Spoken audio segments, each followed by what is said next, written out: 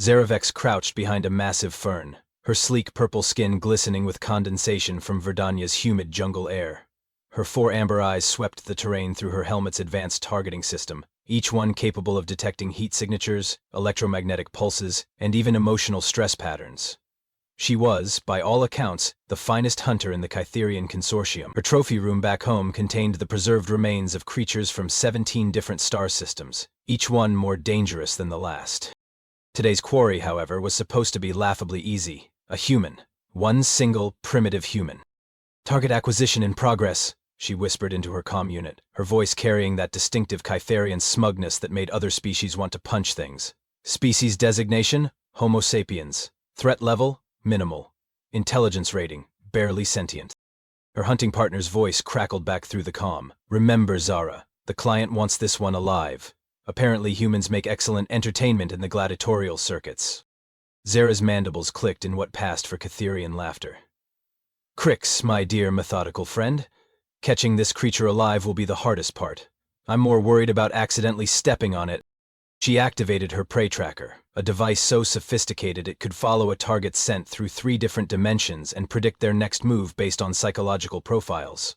The holographic display showed her quarry's last known position, approximately 200 meters to her northwest. Heat signature: present. Stress hormones: surprisingly low for prey. Current activity: stationary, possibly sleeping. "Honestly," Zara muttered, adjusting her plasma rifle to its lowest non-lethal setting, "I don't know why the guild even classifies this as a hunt. It's more like grocery shopping." What Zara didn't notice, because her advanced sensors were calibrated for sophisticated alien threats, was the absolutely primitive tripwire made from twisted plant fibers, stretched exactly at ankle height behind her position. She also missed the carefully placed pile of rocks balanced precariously in the tree branches above her head, and she definitely didn't spot the human-sized depression in the ground just to her left, covered with branches and leaves so basic that her million-credit scanning equipment dismissed it as natural terrain variation. Marcus Mac Rodriguez had been watching her for the past 20 minutes from his hiding spot 15 feet away, close enough to count the pretentious little decorative spikes on her armor. He'd been a Marine before he became a park ranger, which meant he knew exactly 2 things with absolute certainty: how to stay invisible when it mattered, and how to make other people regret underestimating him. "Lady," he whispered to himself, "you just made the classic mistake of bringing quantum physics to a stick fight." Zaret took 3 confident steps forward, her sensors pinging cheerfully as they tracked her quarry's biosignature. Then the pinging stopped. Not gradually, not with a fade-out that might indicate the target was moving away. Just stopped, like someone had flipped a switch labeled, "Make the expensive alien feel stupid."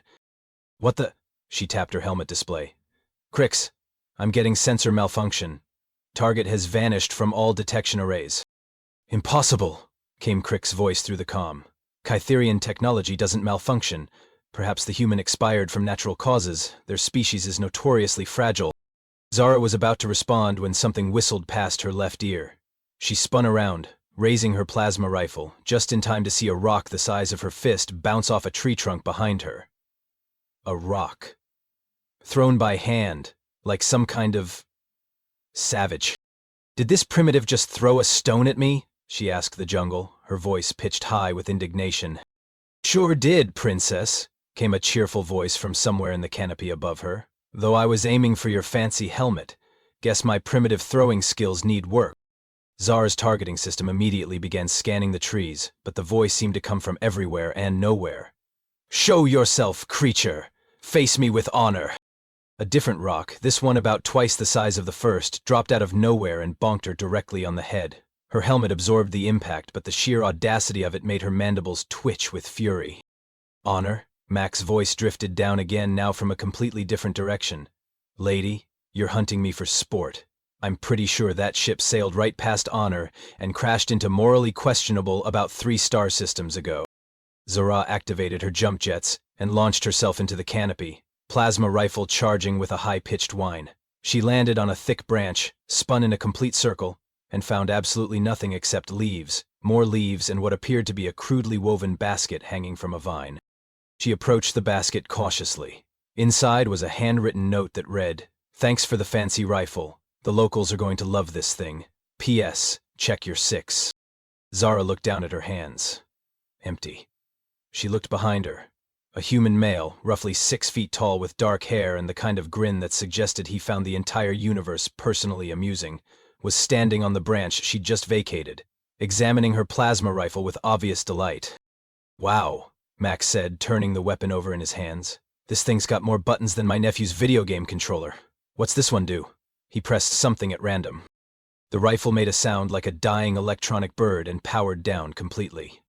"Huh, that's probably not good for you, is it?" Zara's comm unit crackled to life as she stared at the human holding her weapon like it was a particularly interesting stick. "Zara, status report. I'm detecting elevated stress hormones and what appears to be weapon discharge." "Crix," she said through gritted teeth.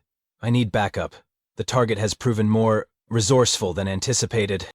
"Resourceful?" Kirik's voice carried that tone of analytical superiority that made even other Kitharians want to throw things at him.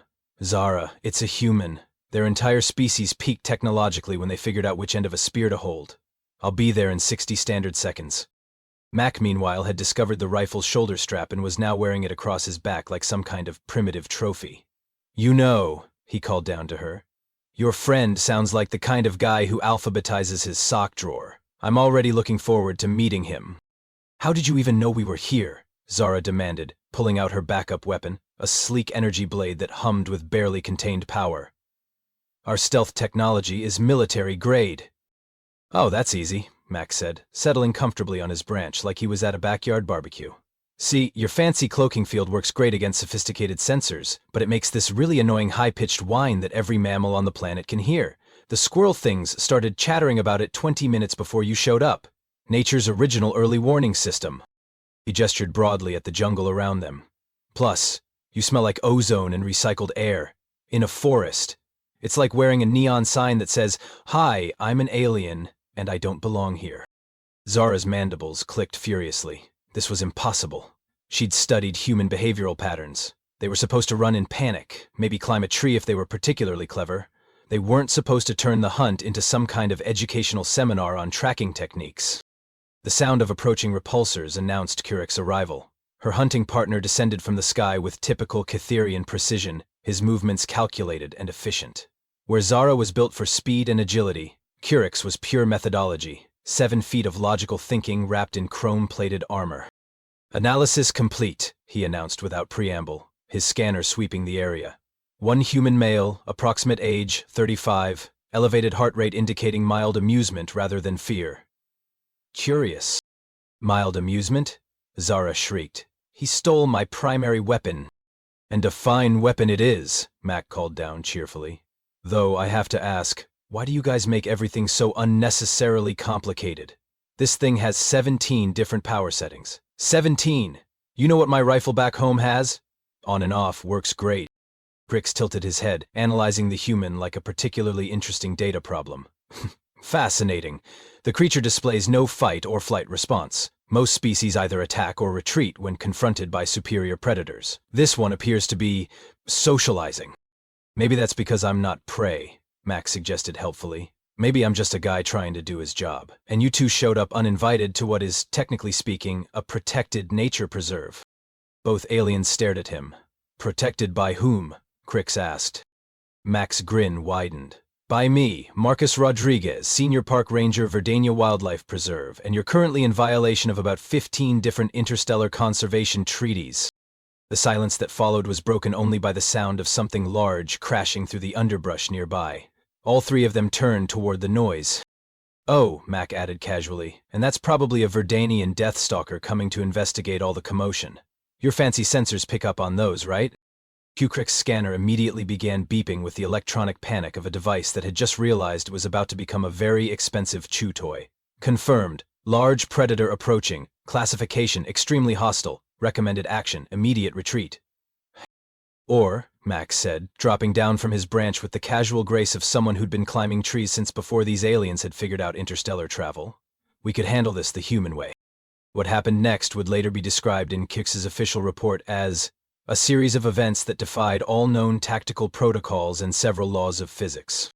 First, Mac pulled out what appeared to be a simple rope, not some advanced synthetic fiber but actual braided plant material that looked like it had been made by someone's grandmother. He tied one end to a sturdy branch, tested it with a quick tug, and then did something that made both aliens' targeting computers crash. He smiled at the approaching Deathstalker. "Here, kitty kitty," he called out to the 12-foot-long, 6-legged nightmare that emerged from the underbrush. The creature looked like someone had crossed a tiger with a bear and then given it extra teeth just for fun. "Come on, girl, I know you're just curious." "Girl," Zara whispered, her energy blade trembling in her grip. "How can you possibly know its gender?" "Same way I know she's got 3 cubs about 50 yards behind her and she's more scared of us than we are of her," Mac replied, pulling a handful of what looked like berries from his pocket. "See, this is what happens when you actually study the local ecosystem instead of just showing up with guns blazing." The Deathstalker approached cautiously, its 6 eyes fixed on the strange gathering. When it got within 10 feet, Mac tossed the berries in front of it. The creature sniffed them once, then began eating with the enthusiasm of a house cat discovering tuna. "Fermented junga berries," Mac explained to the stunned aliens. "Gets them mildly drunk and extremely friendly. She'll probably want belly rubs in about 5 minutes. While the Deathstalker was distracted, Mac moved with the kind of efficiency that came from years of practice. The rope became a lasso, an actual, honest-to-goodness lasso, like something from an ancient Earth Western. Before either alien could process what was happening, Curix found himself hog-tied with plant fiber, his advanced armor completely useless against a knot-tying technique that predated spaceflight by several thousand years. "How is this possible?" Krish demanded from his position on the forest floor. "My armor has integrated defensive systems." "Yeah," Mac said, securing the knots with practiced ease. "But does it have integrated someone tied you up with rope systems? Because that's really more of a software update situation." Zara raised her energy blade, backing away slowly. "Stay back, human. I am a certified expert in 17 different combat disciplines." "That's impressive," Mac acknowledged, pulling out a second length of rope. "I only know one fighting style, but it's served me pretty well so far." "What style is that?" "Cheating," he pointed behind her. "By the way, you might want to watch out for that tripwire." Zara spun around, looking for the trap, which was exactly what Mac had been counting on. While she was distracted, he scooped up a handful of dirt and flung it at her helmet's sensor array. The sophisticated targeting system, designed to track heat signatures and energy patterns, was suddenly confronted with the high-tech challenge of, "There's mud on the camera lens." By the time Zara had wiped her visor clean, she found herself tied to a tree, with the same rope that had defeated her partner. The Deathstalker, now thoroughly intoxicated on fermented berries, had rolled over and was making what could only be described as contented purring noises. "This is impossible," Zara said, her voice hollow with disbelief. "We are elite hunters. Our species has been perfecting combat techniques for millennia. How are you defeating us with rocks and rope?" Max suggested helpfully. "Well, it's like this. You guys spent all that time perfecting your techniques for fighting other aliens, other sophisticated, predictable, logical opponents who follow rules and use technology. You never planned for someone who'd show up to a laser fight with a pointed stick and a really bad attitude." He settled down on a nearby log, apparently content to chat while his prisoners processed their situation. "Plus, you made the classic mistake of assuming that primitive means stupid. Just because we figured out space travel later than you, doesn't mean we're worse at it. We're just different at it."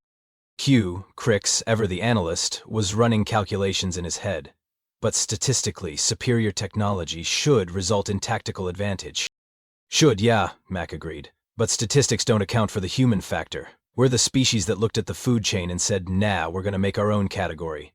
We're persistence hunters, who got so good at not giving up that we accidentally conquered a planet." The Deathstalker rolled over again, now making sounds that were definitely snoring.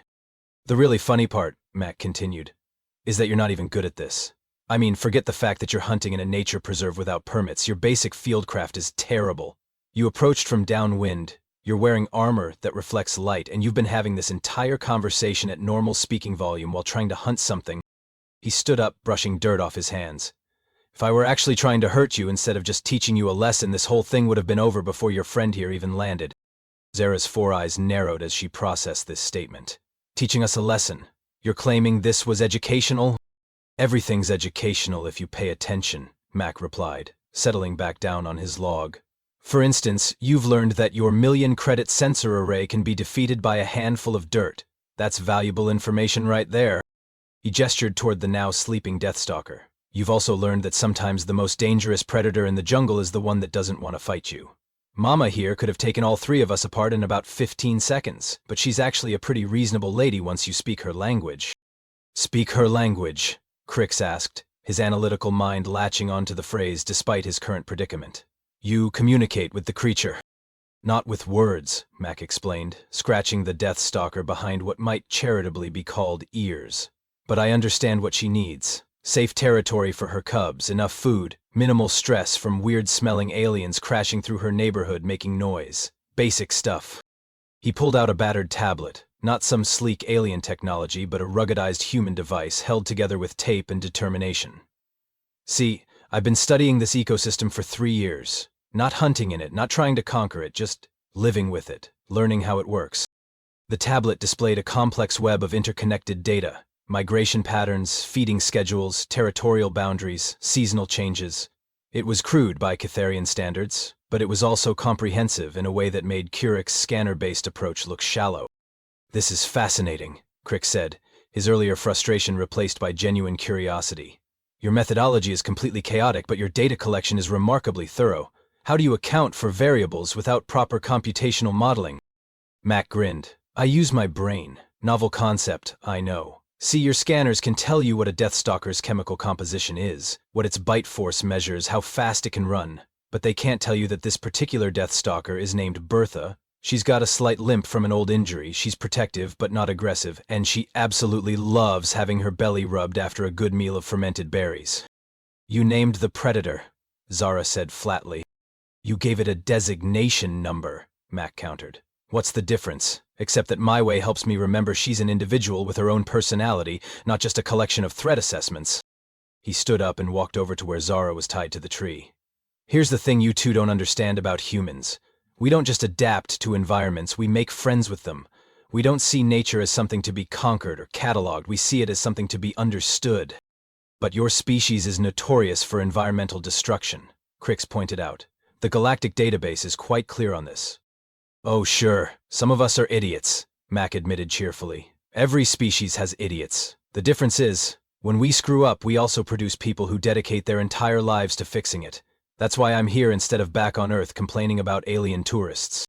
He began, untying Zara's ropes. See, you came here thinking you were hunting a primitive creature in a savage wilderness. But this isn't wilderness, it's home. My home. Bertha's home. The homes of about 14,000 other species that I'm paid to protect. You're releasing us? Zara asked, surprised. Well, yeah. You're not actually evil, just professionally misinformed. He moved over to Crix, working on those knots as well. Besides, keeping you tied up would be paperwork, and I hate paperwork almost as much as I hate people who hunt in protected areas. As Crix got to his feet, he was staring at Mac with something approaching awe. Your approach defies all logical tactical protocols, yet it achieves superior results. How is this possible? Because logical tactical protocols assume everyone's playing by the same rules, Mac explained, handing Zara back her plasma rifle. Humans wrote our own rule book. We're the species that looked at every other predator on our planet and said, hold my beer, watch this. He paused, then added with a grin, also we're really, really good at making stuff up as we go along. You call it chaos, we call it improvisation. Bertha the Deathstalker chose that moment to wake up from her berry-induced nap, saw the 3 bipeds still standing around, and rolled over to present her belly for the promised rubs. Without hesitation, Mac obliged, scratching the massive predator like she was an oversized house cat. This is unprecedented, Crix whispered, pulling out his scanner to record the interaction. A human, manually stimulating a Class A predator's comfort responses. The behavioral implications are staggering. The implications, Mac said, still scratching Bertha's belly, are that if you treat other creatures with respect instead of fear, they'll usually return the favor. Revolutionary concept, I know. Zara holstered her weapon, her entire worldview quietly reorganizing itself. We owe you an apology, Marcus Rodriguez. We came here believing humans were lesser beings. No harm done, Mac replied. Well, except to your reputation, when you have to explain to your buddies back home that you got schooled by a park ranger with a rope and a pocket full of berries. That's gonna sting for a while. Q Hail of Law came open. He read it out loud before taking notes on his datapad, his methodical mind trying to process everything he'd witnessed. I must document these techniques. The Galactic Hunters Guild needs to understand human tactical approaches. This could revolutionize our entire field methodology. Whoa there, science boy, Max said, holding up a hand. Before you go running off to write your thesis on why humans are terrifying a field study, we need to discuss the terms of your departure from my nature preserve. Zara straightened up, trying to salvage some dignity despite the fact that she'd just been defeated by what her people would consider caveman tactics. Name your terms, Park Ranger Rodriguez. Mac rubbed his chin thoughtfully like he was considering something deeply important. Well, first, you're going to spread the word that Earth humans are off limits for hunting. All of us, everywhere, forever. That seems reasonable, Corex agreed, still scribbling notes, given your species demonstrated tactical superiority in unconventional scenarios. Second, Mac continued, you're going to tell your Galactic Hunters Guild that any human you encounter should be approached with what we call extreme caution, and what you'll probably call pants-wetting terror? I object to that characterization, Zara protested. We don't actually wear pants. Fair point. How about exoskeleton-wetting terror? That's actually more accurate, she admitted grudgingly. Mac reached into his backpack and pulled out a small, handmade booklet bound with the same plant fiber he'd used to tie them up. The cover, written in careful block letters, read, "So you've encountered a human. A survival guide for disappointed aliens." "This is your parting gift," he announced, handing it to Zara with all the ceremony of presenting a diplomatic treaty. "It contains everything you need to know about dealing with my species, without ending up as an embarrassing anecdote in some human's memoirs." Zara opened the booklet and began reading aloud. Chapter 1. Assumptions that will get you killed. Rule 1. If it looks primitive, it's probably a trap. Rule 2. If a human smiles at you, check your weapons. Rule 3. Never ever assume you understand what they're thinking. "This is surprisingly comprehensive," Carix observed, reading over her shoulder. Chapter 7. Why human children are more dangerous than most adult aliens. Chapter 12. Rock, Paper, Scissors, a tactical analysis. "My personal favorite is Chapter 15, Max said with obvious pride. Why duct tape is humanity's secret weapon. I spent 3 hours on that one. Bertha, the Deathstalker, had apparently decided the belly rubs were insufficient, and was now attempting to climb into Mac's lap like a 600-pound house cat. He accommodated her as best he could, while continuing the conversation.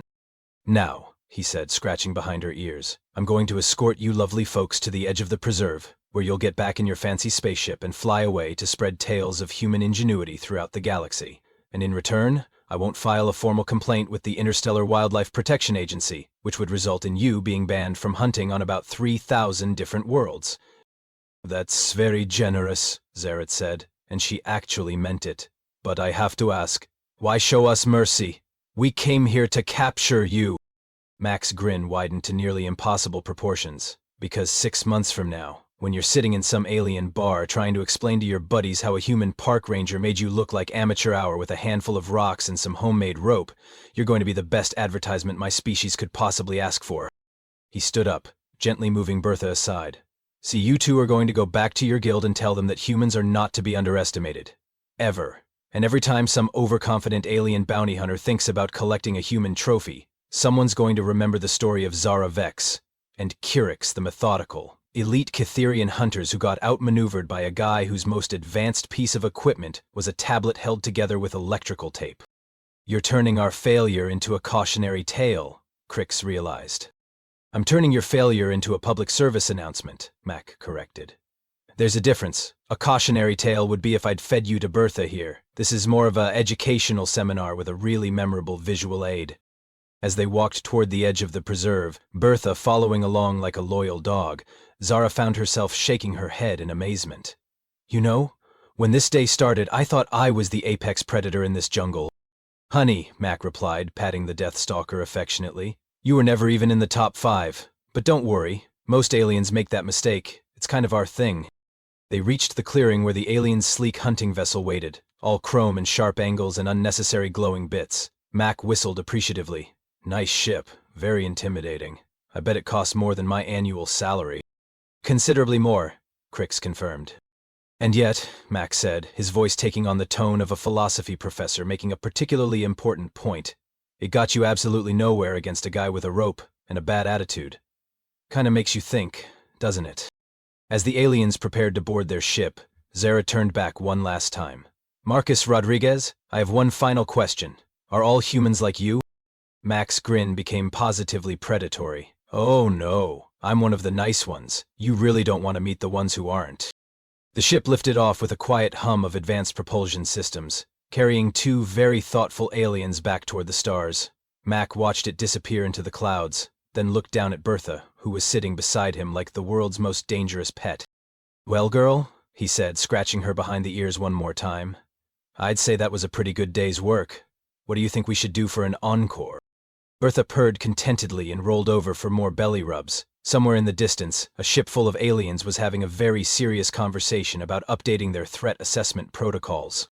And in a nature preserve on a jungle planet called Verdania, a human park ranger was already planning his next lesson plan for any other aliens who might mistake him for prey.